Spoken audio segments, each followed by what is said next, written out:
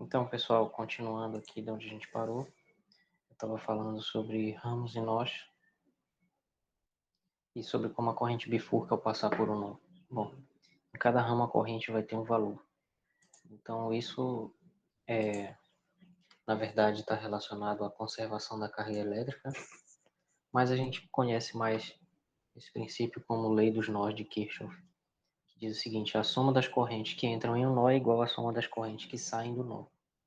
Então, a gente precisa desenhar aqui esses dois nós e compreender o que está acontecendo. Quando a gente faz isso, a gente vai ter a chamada resolução do circuito, né? A gente vai resolver o circuito. Então, basicamente é o seguinte: se a gente ver aqui o nó B, vai ter esses dois fios aqui, né? Então, aqui é o nó B. Então, vai ter três correntes aí, uma em cada fio desse. Então, bem aqui vai ter uma corrente I1, que está indo para cá. Bem aqui nesse outro fio vai ter uma corrente I2, que está vindo para cá. E vai ter uma corrente I3 que está descendo.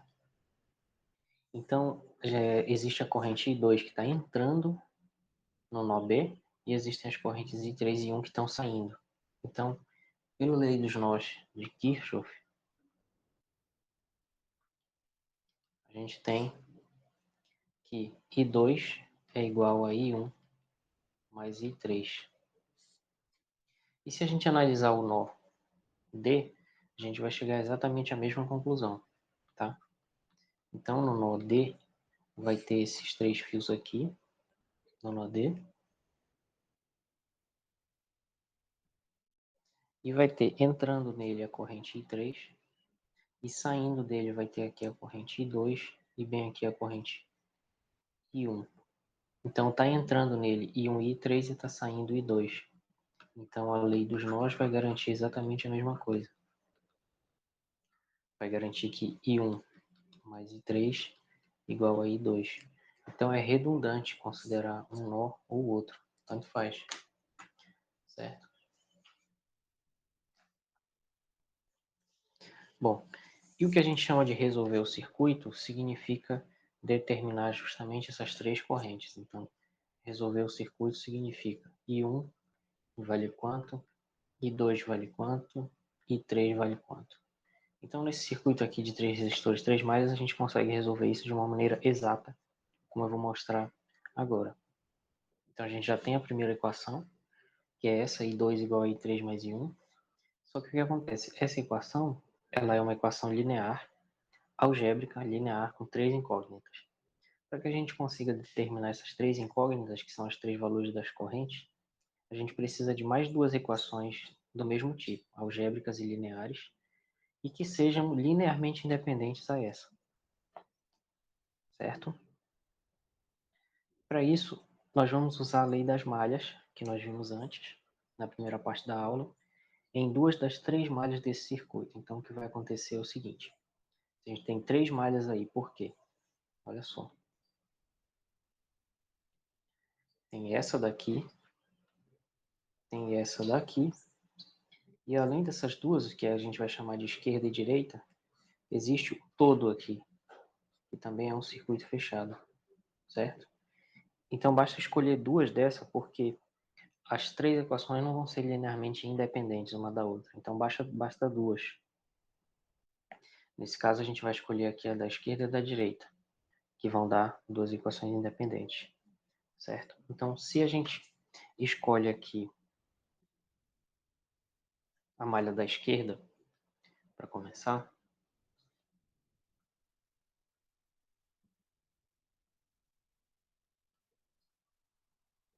a gente vai ter a soma de diferenças de potencial partindo do ponto B.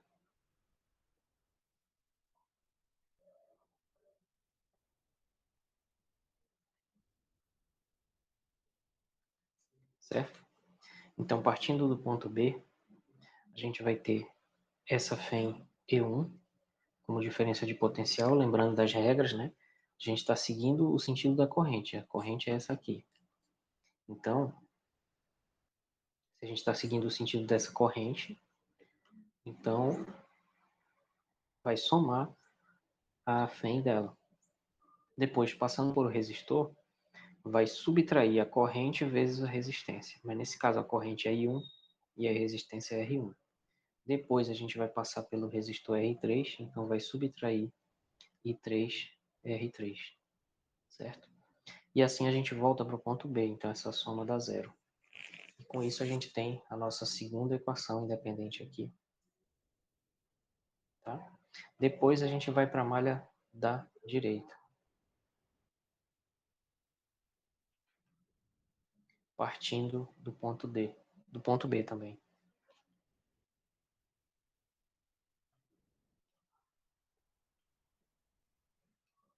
Partindo do ponto B para a malha da direita, seguindo o sentido da corrente, que é esse aqui, sentido anti-horário, a gente vai ter que primeiro ele vai passar pelo resistor R3, e como esse é o mesmo sentido da corrente, a gente vai subtrair a corrente 3 da resistência R3, depois a gente vai passar pelo resistor R2, também no sentido da corrente, então também vai subtrair I2, R2 e finalmente vai passar pela fonte de FEM-E2, logo, como a corrente está no sentido oposto aqui da FEM, vai subtrair a FEM.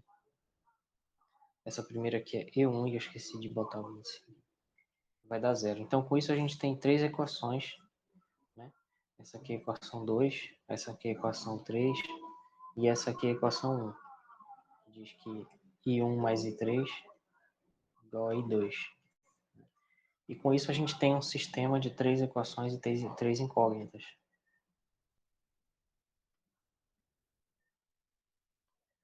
Independente, um sistema linear que a gente pode resolver exatamente. E eu resolver aqui, não está no livro, mas a solução é essa aqui.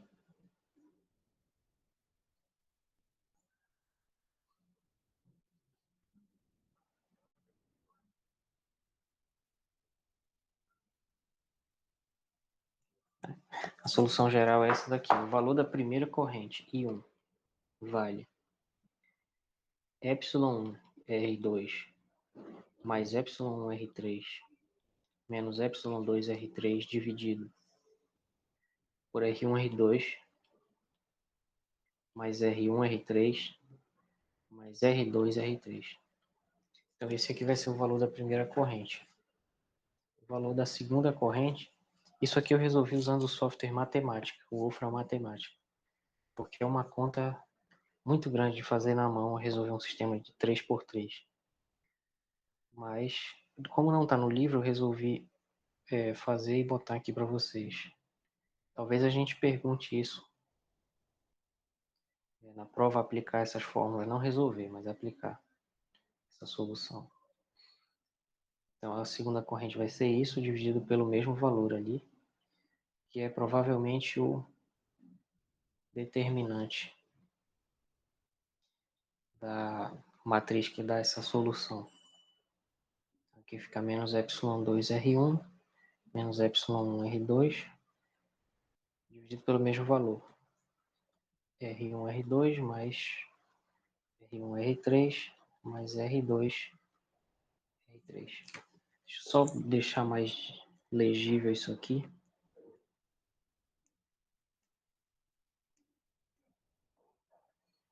É isso. Essa é a solução geral. Isso daqui significa resolver completamente esse circuito. Então, sabendo as FENs e sabendo as resistências dos três resistores, esses serão os três valores de corrente. Tá?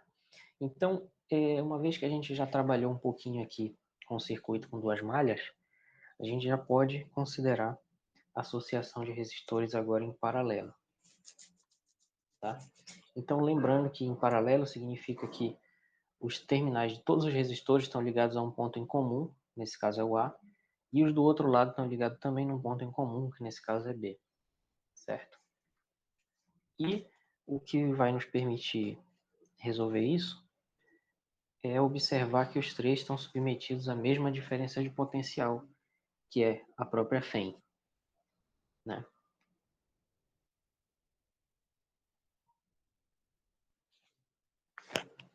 certo? Então, a FEM, ela vai ser igual a uma resistência equivalente vezes a corrente. E o que a gente quer determinar é qual é o valor dessa resistência equivalente que pode substituir esses três resistores, né? Então aqui, como ele vai ser um circuito de várias malhas, a corrente vai se bifurcando aqui. Mas a diferença de potencial vai ser a mesma em todos. Então no resistor R1 tem uma corrente I1, no R2 tem uma corrente I2 e no R3 tem uma corrente I3. E ali do lado direito tem o circuito equivalente a ele, que é o mesmo circuito, porém com um único resistor equivalente aos três, certo? Então o que a gente vai ter é o seguinte, pela lei dos nós, a gente sabe que bem aqui, onde bifurca I1, aqui melhor, vamos pegar esse nó aqui, peraí. Bem aqui, ó, a corrente que entra aqui, ela tem que ser igual à soma das duas que estão saindo do nó. Isso significa que essa corrente deve ser igual a I2 mais I3. Por isso que já está até escrito aqui I2 mais I3. Só que bem aqui nesse outro nó, a corrente que está entrando é I, que é a corrente total, e o que está saindo é I1 e essa outra. Isso significa que a corrente total deve ser igual à soma dessas duas pela lei dos nós, né? Então, aplicando duas vezes a lei dos nós,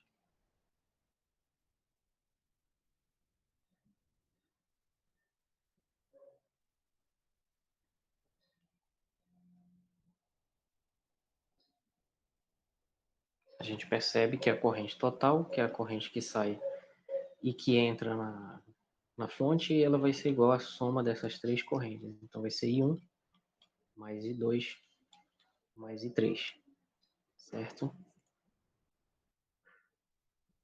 E se a gente olhar para cada resistor separado,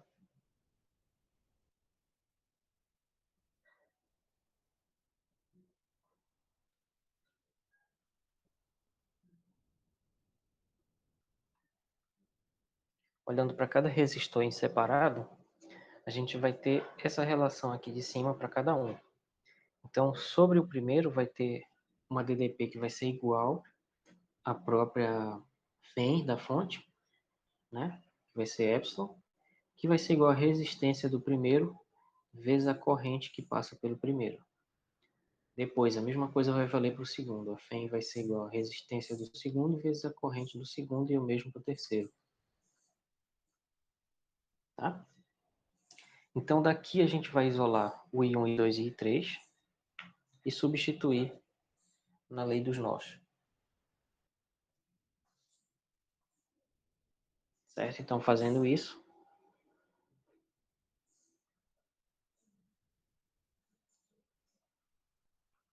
né? Isolando I1, I2 e I3, a gente vai ter I1 igual a epsilon sobre R1, I2 igual a epsilon sobre R2 e I3 igual a epsilon sobre R3. E aí a gente vai substituir isso na lei dos nós e na primeira equação ali. Então, fazendo isso, mas primeiro a gente pega essa equação aqui e vai reescrever ela. A gente vai reescrever ela da seguinte maneira. I vai ser igual a epsilon sobre R equivalente. Fica mais fácil assim, né? Então, com isso, epsilon sobre R equivalente vai ser igual a I, que é igual a I1 mais I2 mais I3, que do resultado anterior, isso vai ser epsilon sobre R1 mais epsilon sobre R2 mais epsilon sobre R3. E aí, cancelando esses épsilons todos, a gente tem a equação da resistência equivalente, na verdade invertida aqui, né? Ela menos 1, que vai ser 1 sobre R1 mais 1 sobre R2 mais 1 sobre R3.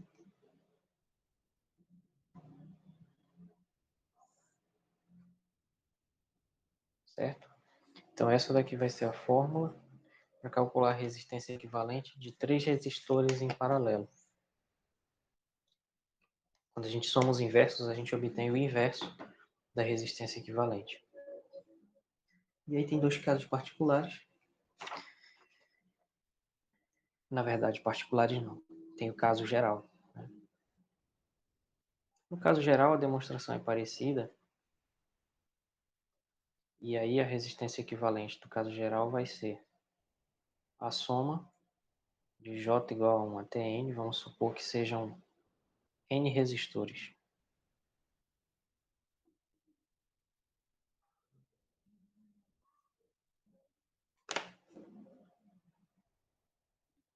Se forem N resistores, a resistência equivalente vai ser dada por essa expressão aqui, que é o somatório do primeiro até o N, o enésimo, da resistência RJ. J é o índice, tá?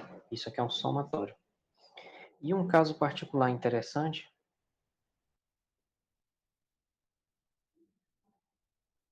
é quando tem dois resistores. Né? Quando tem só dois resistores, a fórmula ela simplifica. Então ela fica assim, 1 sobre a resistência equivalente igual a 1 sobre R1 mais 1 sobre R2. Somando frações, a gente pode escrever isso como R1 mais R2 sobre R1 vezes R2. E invertendo aqui, que isso é o inverso da resistência equivalente, a gente obtém que a resistência equivalente vai ser o produto dividido pela soma. Tá? Então vejam que essa última aí ela é uma fórmula para resistência equivalente, não para o inverso dela. Tá? Então tem esse caso particular de dois resistores e tem o caso geral de N resistores, que a fórmula vai ser essa bem aqui.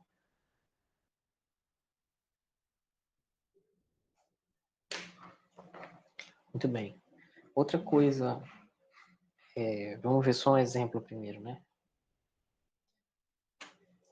Então vamos supor aqui que a gente tem uma fonte,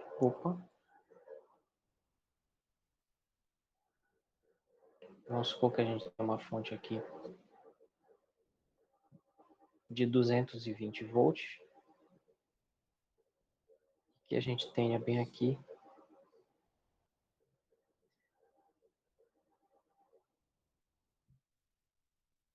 dois resistores,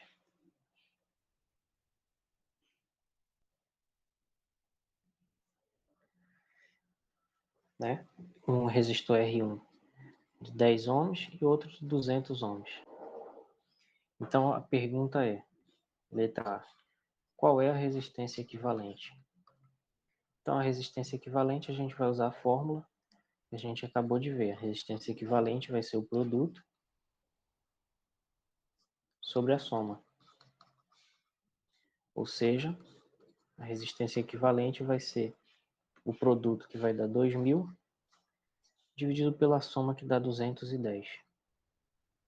Então, fica 200 dividido por 21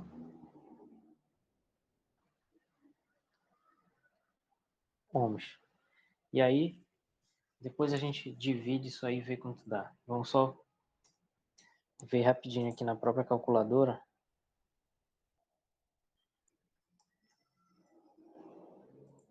Vamos só ver rapidinho quanto é para a gente não ficar com uma abstração sem sentido, né?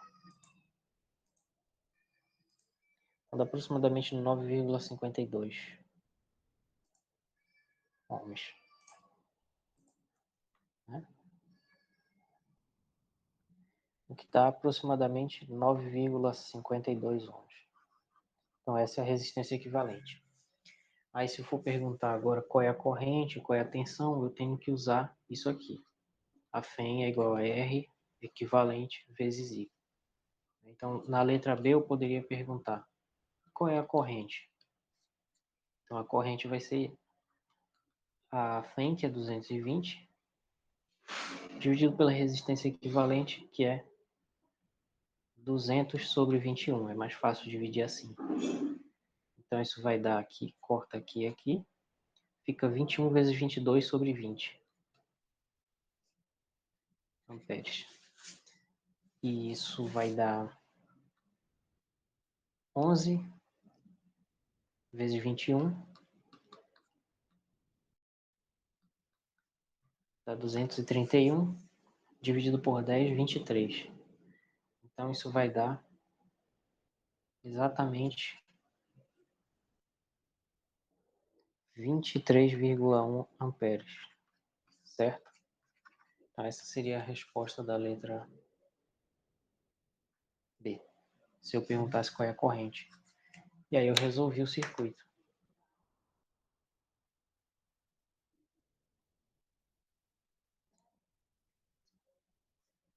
E aí a gente pode fazer um paralelo entre isso, ou seja, entre a associação de resistores e a associação de capacitores. E aí a gente vê que tem uma diferença. Ó.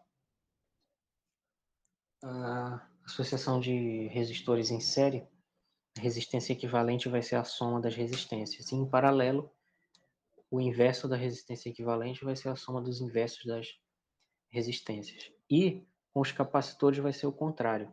A associação em série é que a capacitância equivalente vai ter essa expressão invertida e em paralelo da soma. Isso acontece porque a definição de resistência e de capacitância é diferente. A definição de capacitância é essa daqui, aqui embaixo, né? Capacitância Q é igual a CV, o que significa que nos capacitores a tensão ela é proporcional ao inverso da capacitância, certo? Já nos resistores a gente tem V igual a R vezes I, o que significa que a tensão é diretamente proporcional à resistência. Então o que acontece é isso. É por isso que tem essa inversão de papéis aí, de um em relação ao outro, porque no resistor a tensão é proporcional à resistência, que é a grandeza que caracteriza o resistor. E no capacitor a tensão é proporcional ao inverso, ou seja, inversamente proporcional à capacitância. Então tem essa comparação entre as duas aí, é bom ter isso em mente, que essas fórmulas elas mudam. Outra coisa interessante da gente discutir aqui são os aparelhos de medida, que é o amperímetro e o voltímetro, né? Então, o amperímetro, como o nome sugere, ele mede os amperes, ele mede a corrente que passa num circuito. E o voltímetro mede volts, né? Mede a tensão no circuito. Eles são representados num circuito desse jeito como está escrito aí.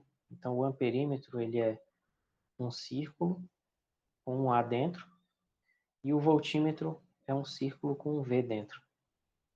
Eles são posicionados cada um à sua maneira no circuito. Por quê? Como o amperímetro mede a corrente, toda a corrente do circuito tem que passar por ele, através dele. Por esse motivo é que o amperímetro ele tem que ser ligado em série. Como ele está sendo, como está ilustrando aí na figura. Por outro lado, a tensão, ela tem que medir, o voltímetro vai medir a tensão. Então ele tem que ser ligado em paralelo no circuito. A gente está aprendendo laboratório de física, muitas vezes a gente se confunde com isso e faz besteira. Mas é assim. E aí tem uma observação que tem que ser feita aqui, que é a seguinte, ó. Como a gente quer que toda a corrente passe pelo amperímetro, se ele tiver uma resistência considerável, ele vai mudar esse valor da corrente, porque vai ter uma queda de tensão, né, que vai ser proporcional à resistência desse amperímetro. Então, o que a gente quer é que o amperímetro tenha uma resistência desprezível, certo? A resistência ideal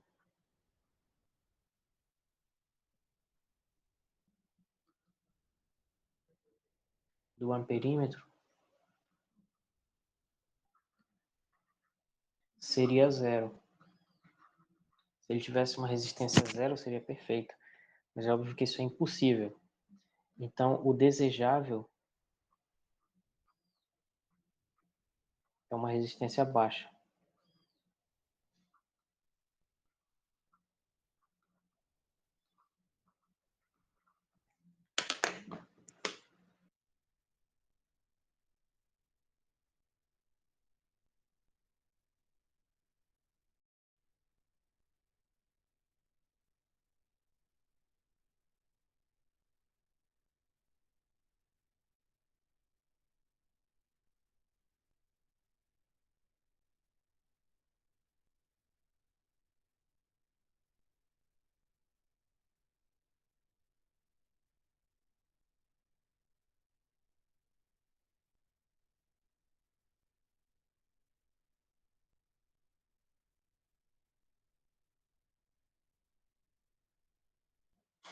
Pessoal, desculpa a pausa aí.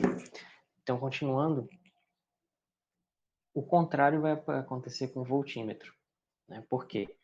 Porque a gente quer justamente que não passe corrente pelo voltímetro, o que também é impossível, né? Então, o ideal seria que a resistência do voltímetro fosse infinita. Isso aqui é o ideal. Mas como a gente não trabalha no mundo ideal, e sim no mundo real, né? O desejável no mundo real é uma resistência muito alta,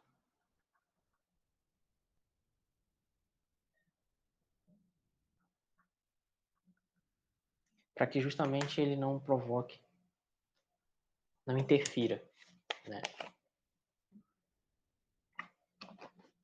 Ou seja, a gente quer medir as coisas no circuito causando a menor interferência possível. Bom, na prática, a gente fala voltímetro e amperímetro, mas na prática o mais comum de encontrar é o multímetro, que é um instrumento que serve para medir tanto tensão como corrente, certo? E também mede resistência, se eu não me engano. Alguns medem também, eu acho. Então aqui a gente tem um exemplo de multímetro que é fácil de encontrar na internet, é baratinho. E aí o que vai determinar se ele vai medir tensão ou corrente somos nós. E de acordo, né, se a gente for medir corrente, a gente liga ele em série. Se a gente for medir tensão, liga ele em paralelo e coloca na posição certa, aí dependendo da faixa de valores, certo? Então é isso.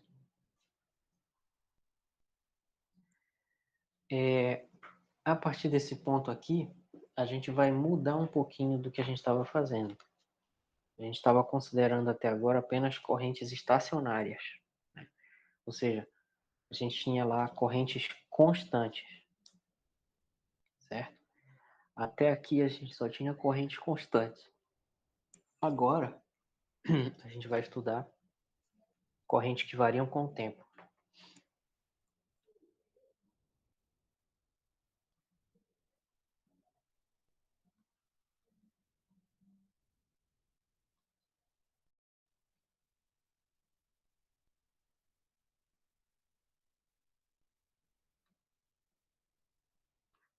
E constante é o que a gente chama de corrente estacionária.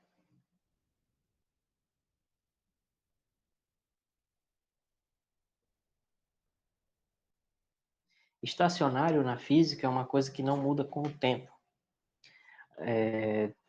Não faz muito sentido falar corrente constante, rigorosamente do ponto de vista físico, não faz muito sentido porque ela não está parada, certo? Ela não é uma corrente estática. Ela é estacionária, porque ela é a corrente em si é um movimento, né? De portadores de carga. Então não faz muito sentido dizer corrente constante. O correto é estacionária, que significa que ela tem um fluxo de carga, que é um movimento, e esse fluxo não muda com o tempo, certo? Isso é o que a gente estudou até agora, mas agora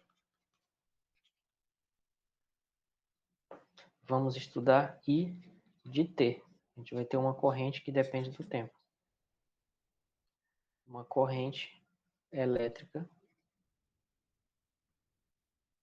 que varia com o tempo.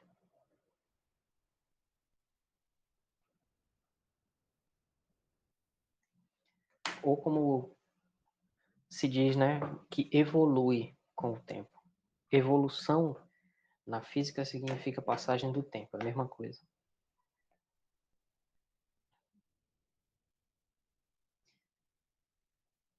Ok. E aí, a gente vai fazer isso no chamado circuito RC série, que nada mais é do que um circuito que tem uma fonte, um resistor e um capacitor, e o resistor e o capacitor estão em série no circuito, não estão em paralelo. Bom, e aí, o fenômeno básico que a gente vai estudar aqui é o processo de carregamento e de descarregamento do capacitor, porque Se o capacitor já está carregado, 100% carregado, a corrente vai ser sim estacionária. Vai ter um valor constante, né? Porém,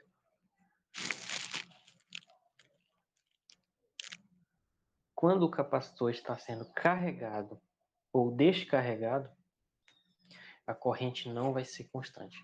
E é isso que a gente vai estudar. Vamos estudar primeiro o carregamento, que é mais interessante de pensar e de construir aqui. E o processo de descarregamento vai ser bem fácil de fazer a partir desse daqui.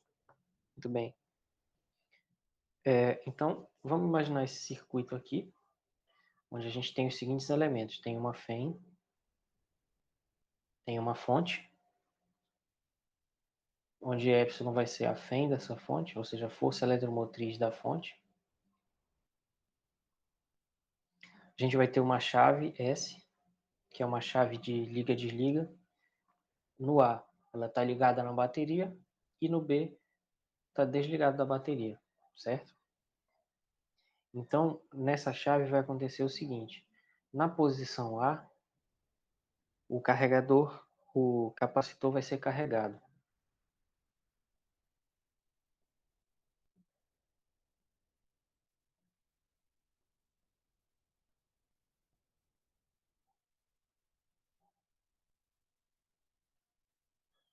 E na posição B, o capacitor está sendo descarregado.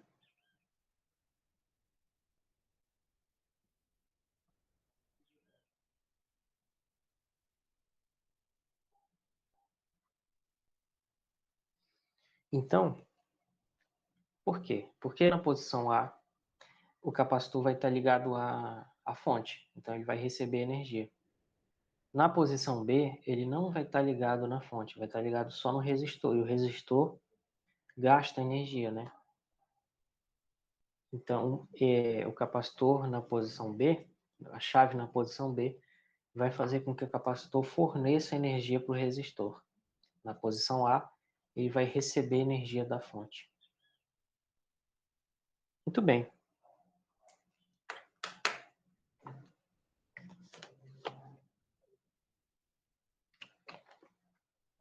Agora Q não vai mais ser constante.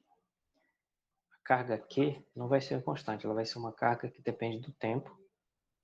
E ela vai ser igual a capacitância vezes uma tensão que também depende do tempo. Certo? Então esse V vai ser a tensão sobre o capacitor, tensão sobre o capacitor,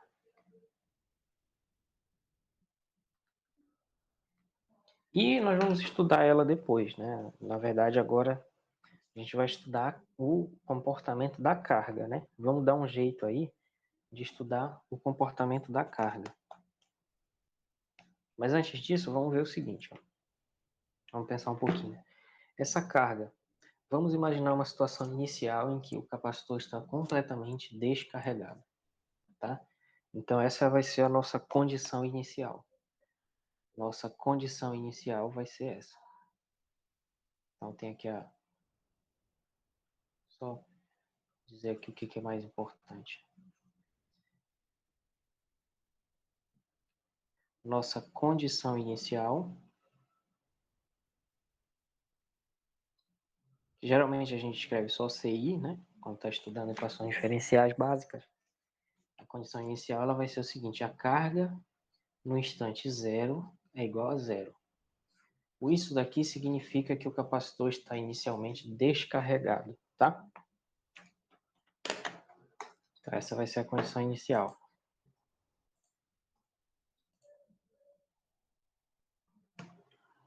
Muito bem. Agora, quando ele estiver completamente carregado,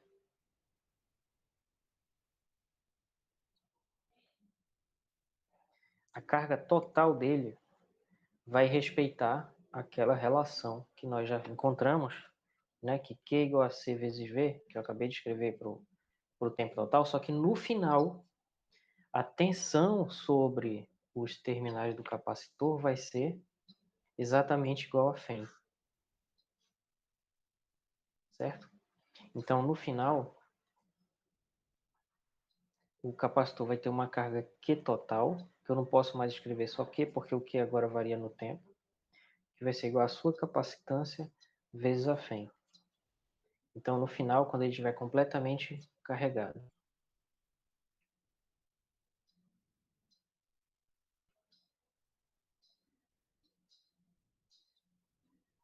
Já discutimos um pouco sobre carga do capacitor, né, o processo de carregamento do capacitor, até cobrei na avaliação, mas aqui a gente vai ver, digamos assim, vir de fato, né, exatamente numericamente qual é esse valor.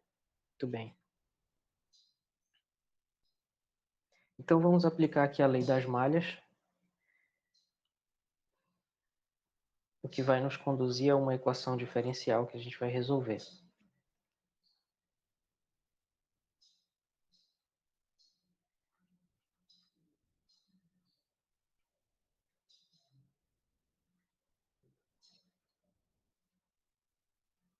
Então, aplicando a lei das malhas, a gente tem no início zero, né? Vamos supor aqui um ponto A aqui do circuito. Então, eu vou marcar bem aqui um ponto A no circuito. E vamos fazer a volta aqui no circuito, no sentido horário, que é o sentido da corrente. E vamos aplicar a lei das malhas aqui. Então, aplicando a lei das malhas no início, a gente tem um potencial zero, porque a gente pode definir o potencial a menos de uma constante, então pode ser o mais simples possível. E, na verdade, isso nem importa. Importa as variações. Então, do ponto A, ao passar pela fonte, a gente vai ter a FEM, né? Que vai ser positivo pelas regras que a gente viu. Depois a gente vai ter o resistor. Ao passar pelo resistor, vai ter uma queda de tensão menos RI. Depois a gente vai passar pelo capacitor, que respeita essa regra aqui, Q é igual a CV. Como Q é igual a CV, a tensão sobre o capacitor vai ser Q sobre C.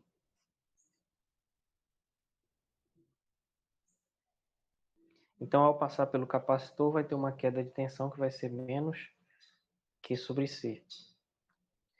E aí, depois do capacitor, a gente voltou para o ponto inicial A. Então, no ponto inicial A, como a gente voltou, a lei das malhas diz que essa soma de tensões é zero. Muito bem. E aí, o que a gente vai fazer simplesmente é reescrever isso para ficar claro. Aqui tem uma equação diferencial aí, né? Então, esse E é constante, porque ele é a FEM, né? A tensão da fonte é constante, está escrito lá na pilha, na bateria, no que for. O R é constante porque ele é a resistência do resistor, a gente está supondo um resistor ômico aqui, tem uma resistência constante, e C também é constante. Então, o que varia aqui é a corrente I e a carga Q. Lembrando agora que a corrente, na verdade, é a derivada da carga em relação ao tempo, a gente vai ter o seguinte, que epsilon, a FEM, passando isso somando, vai ser RI mais Q sobre C. Então, na verdade, substituindo essa corrente, que é essa derivada, fica assim, R vezes dq dt mais 1 sobre C vezes Q igual a epsilon. Então, a gente tem aqui uma equação diferencial que descreve o processo de carregamento e descarregamento do capacitor também. Por quê? Porque essa equação diferencial é a equação que descreve, melhor dizendo, esse circuito. O que vai dizer se ele vai ser carregado ou não vai ser a condição inicial e o valor da FEM. Então, se a gente bota a FEM aí, que é o epsilon, quer dizer que tem uma fonte. Se a gente não bota, se a gente diz que a FEM é zero, é o mesmo que dizer que não tem fonte. E aí a gente vai estudar o descarregamento dele. E em cada situação a gente vai botar uma condição inicial diferente. Então agora o que a gente vai fazer é resolver essa equação diferencial para poder discutir seus resultados. Né? Então, a equação diferencial ela é essa aqui, R dq dt mais 1 sobre c vezes q igual a epsilon. A gente vai isolar essa derivada porque essa equação é integrável, separável. Então, isso fica R dq dt igual a epsilon menos q sobre c, que é uma soma de frações que a gente pode escrever assim. Epsilon c menos q sobre c. E a gente pode passar o r dividindo, então fica dq dt é igual a epsilon c menos q sobre rc. É mais fácil deixar o q positivo para a integração, para não ter que fazer mudança de variável, que fica assim, menos q menos epsilon c sobre rc, certo? E aí depois a gente passa esse termo aqui dividindo e passa o dt multiplicando, né? Que isso é uma equação separável. Vou só repetir aqui, vai ficar mais fácil de ver. Então a gente chegou nesse ponto bem aqui. Agora a gente vai separar.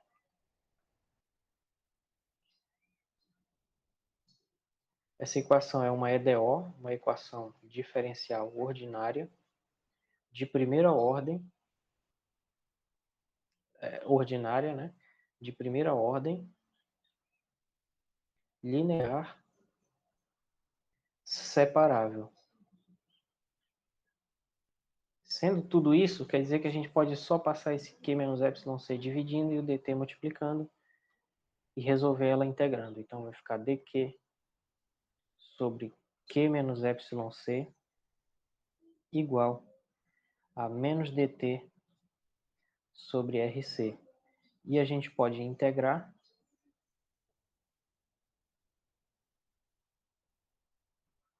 e vai ficar assim. Então fica a integral de dq sobre Q menos rc igual a menos 1 sobre rc integral de dt.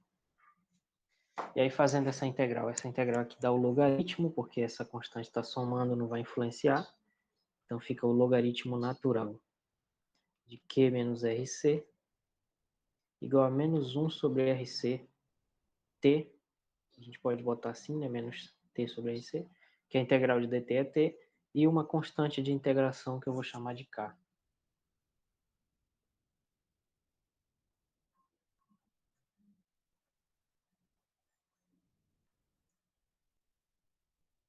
Então a gente tem essa solução aí, só que a gente precisa isolar o Q. Então vamos isolar a carga Q agora.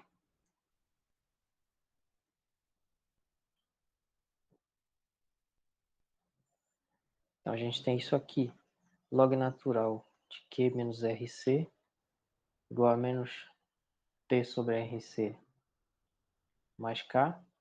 Como isso é um logaritmo, então a exponencial disso aqui deve ser igual ao que está aqui dentro, né? Matemática do ensino médio. Então fica Q menos RC é igual a E elevado a menos T sobre RC mais K, que E elevado a K vai dar uma outra constante, então eu vou chamar também de K, são só constantes, né? Quem já estudou equações diferenciais básicos já viu isso acontecer. Então fica E a menos T sobre RC. Tá? Então a carga, que é de T, vai ser... Eu acho que eu copiei errado do slide anterior aqui. Bem aqui eu cometi um erro, ó. Não sei se ainda dá. Dá para apagar. Bem aqui é epsilon, que eu copiei errado. RC é só na outra, que é epsilon C.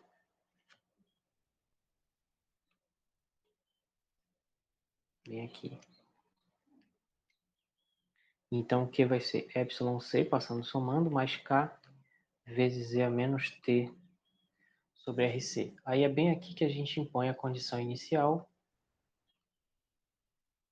que vai ser de que a carga no início é zero. o que significa que o capacitor está inicialmente descarregado.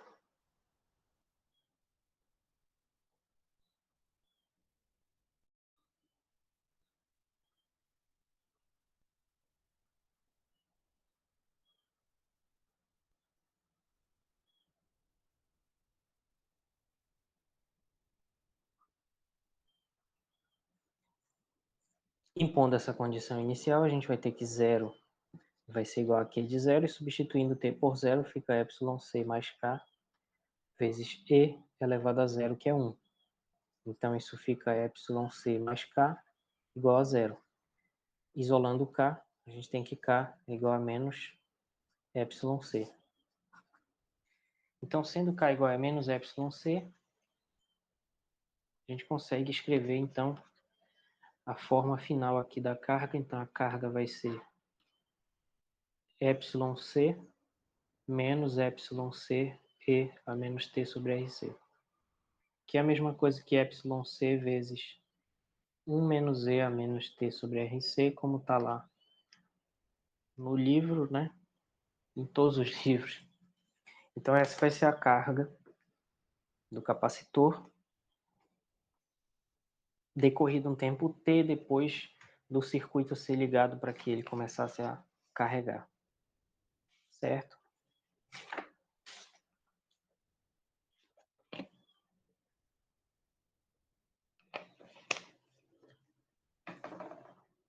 Muito bem, agora a gente vai analisar esse resultado. Bom, então temos o seguinte, a carga Q, ela vai ser YC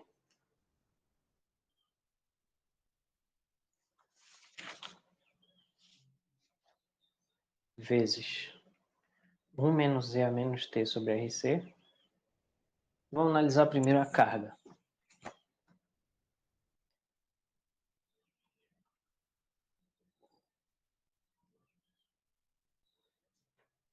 A carga é isso aqui. Se vocês lembrarem, esse YC é a carga total do capacitor. Então, a gente pode escrever isso como sendo que num tempo t vai ser igual a carga total vezes esse fator aí que a gente precisa entender um pouco melhor. Então, o que esse fator aí diz é o seguinte. É o gráfico de cima da direita aí. Ele diz que a carga do capacitor vai aumentar, porém ele vai ter um limite. Então, essa carga vai aumentar, mas ela vai tender aqui, com o decorrer do tempo tendendo ao infinito, essa carga vai tender a esse valor Cy, que é justamente a carga total. Então, o que a gente vai ter aí é um limite assintótico,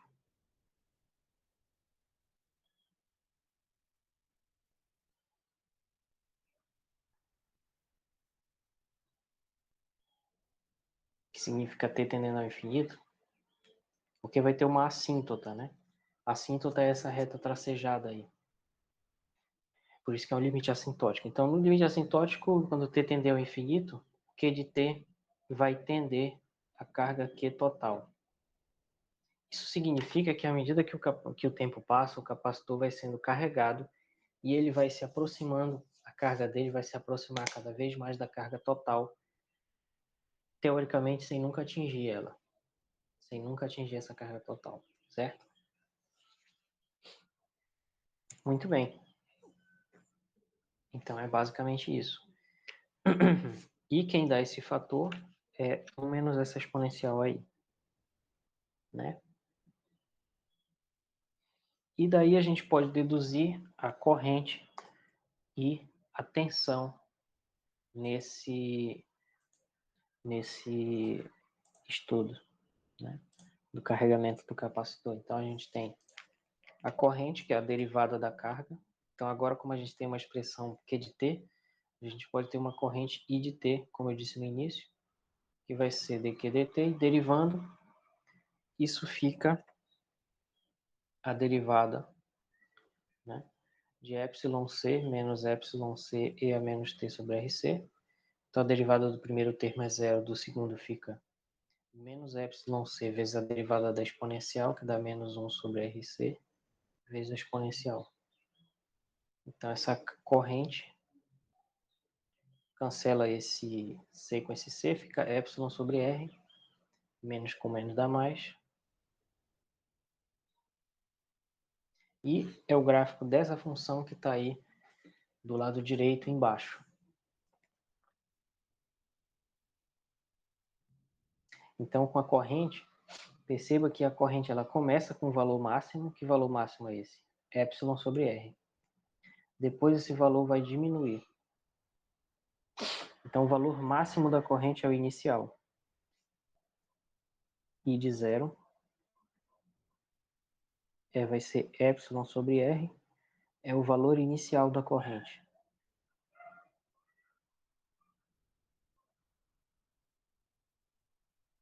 Que também é o seu valor máximo.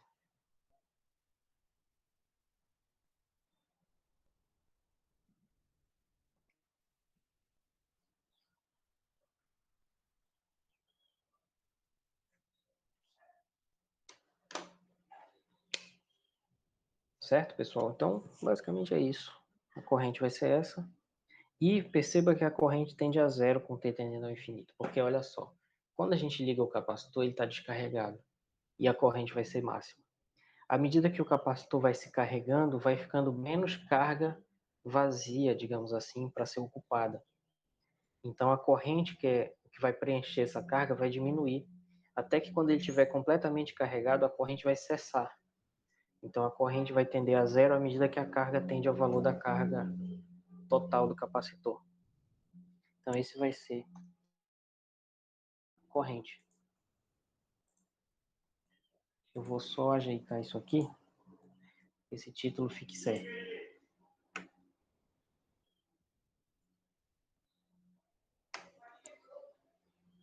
Então, aqui a gente vai analisar a tensão, aqui a gente analisou a corrente.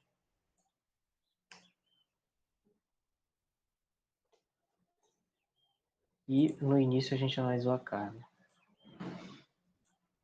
Pronto, tá melhor assim. Então, analisamos a carga, depois a corrente e agora vamos analisar a tensão. Lembrando que essa tensão é a tensão sobre os terminais do capacitor. Né? Então, a tensão, como é que a gente encontra? A gente encontra por essa relação aqui, Q igual a CV. Que significa que V vai ser igual a Q sobre C. E o que a gente já tem? Então, V vai ser 1 sobre C vezes a carga, que é aquela expressão que a gente derivou, que vai ser εc vezes 1 menos e elevado a menos t sobre rc. Vai cancelar aqui. E a tensão vai ser epsilon vezes 1 menos e elevado a menos t sobre rc. Então essa vai ser a tensão, que o gráfico não está aqui, porque ele tem exatamente o mesmo formato do gráfico da carga. A diferença vai ser o valor máximo, que o valor máximo agora é epsilon. Né? Então a gente percebe aqui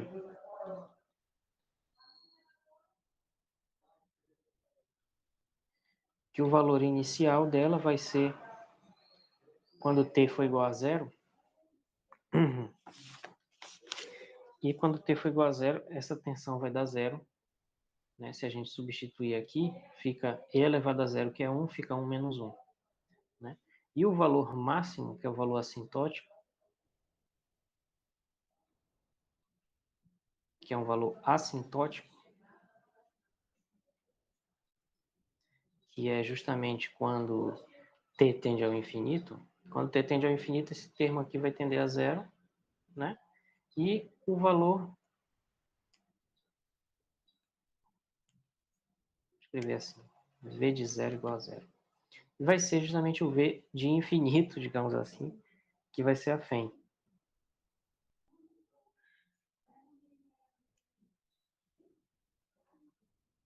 Ok? Então, isso, basicamente. Esses são os comportamentos da carga, da corrente e da tensão no circuito RC em série. A gente tem a constante de tempo capacitivo.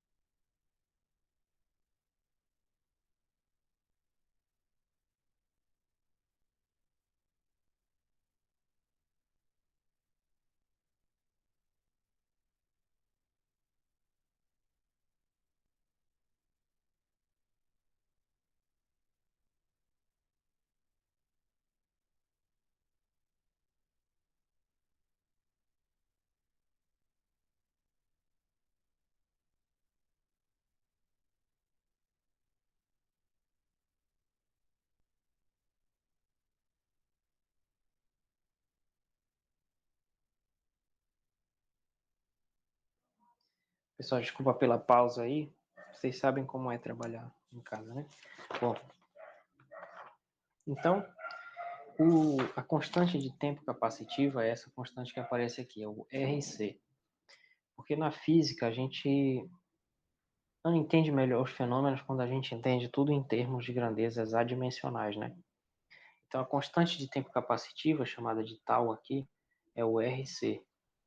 E isso daqui é uma constante que tem dimensão de tempo.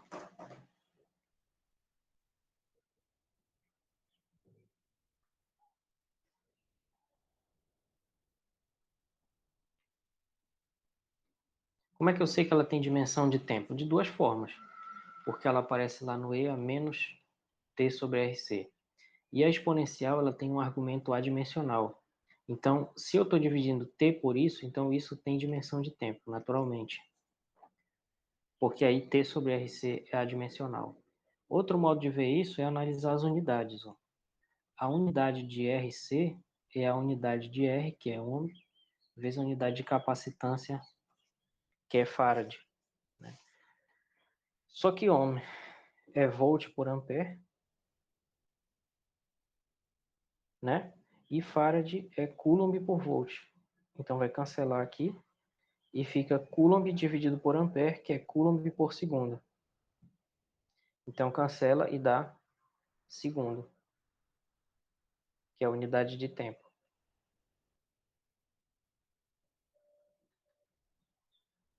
Então o que é essa constante de tempo capacitiva?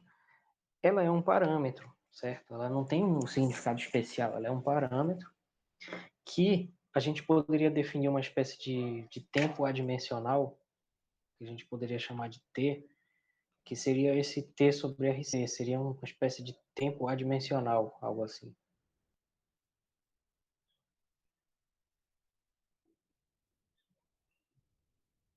Certo? Não vão dizer por aí que eu disse isso, mas é como se fosse um tempo adimensional, de tal maneira que, depois de decorrido, quando o tempo for igual ao tempo capacitivo, esse tempo adimensional vai ser 1. Quando o tempo for igual a 2 tempos capacitivos, esse tempo adimensional vai ser 2, e assim por diante. De tal modo que a gente tem uma ideia do que está acontecendo no circuito quando a gente mede o tempo com essa unidade, porque aí a gente já está levando em consideração as características do sistema, que são a resistência e a capacitância. Né?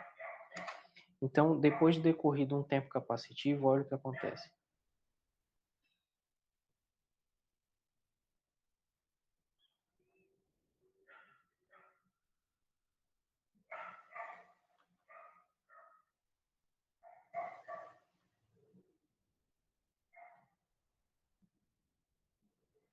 O que vai acontecer é o seguinte, olha quanto vai ser a carga no tempo capacitivo. Vai ser a carga total vezes Z 1 menos E elevado a menos T, que é tal, né? Sobre o tempo capacitivo, que é RC, então isso aqui vai dar 1.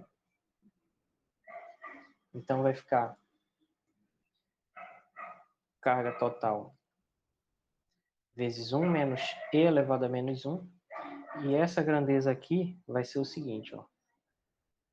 A carga depois desse tempo capacitivo dividido pela carga total vai ser 1 menos E a menos 1, que é aproximadamente 0,6321. Isso significa que a carga Q de T é igual a aproximadamente 63,21% da carga total.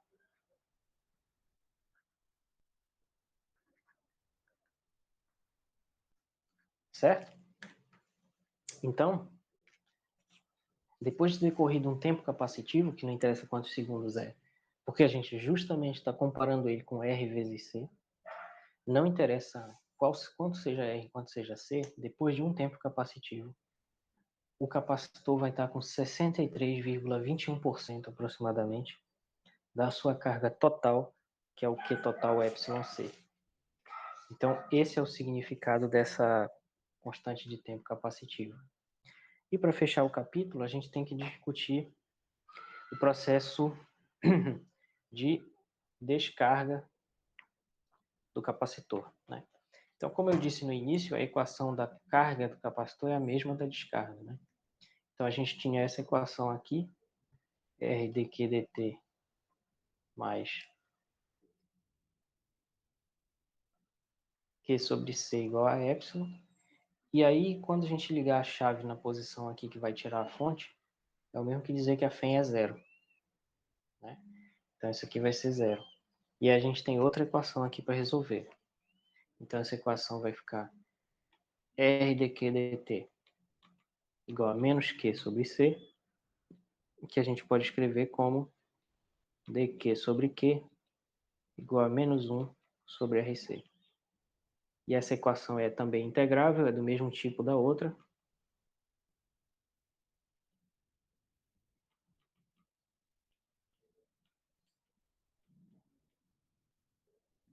É do mesmo tipo da primeira equação que tinha epsilon diferente de zero, né? Então a solução é do mesmo tipo, é integrar. Então é dq sobre Q igual a menos 1 sobre RC integral de dt. Aliás, esqueci, que é o dt que passou multiplicando. Então isso vai dar log natural de Q igual a menos t sobre RC mais uma constante, K. Então a carga vai ser uma constante vezes E a menos t sobre RC. Aí a gente determina essa constante através de uma condição inicial. E a condição inicial vai ser a seguinte. A condição inicial é que a carga no instante t igual a zero é igual a um certo valor que é zero, tá? Porque a gente poderia dizer que a carga é a carga total no início, mas isso seria restritivo. Então, pode ser que a gente esteja trabalhando com um capacitor que foi carregado até uma certa parte. Então, essa certa parte é o Q0, tá? Então, impondo essa condição inicial, e lembrando que a solução que a gente obteve foi essa aqui, para a descarga do capacitor, a gente impõe essa condição inicial bem aqui. E aí o que vai resultar vai ser Q0 igual a K vezes E elevado a menos 0 sobre RC, que é K. Ou seja, K igual a Q0.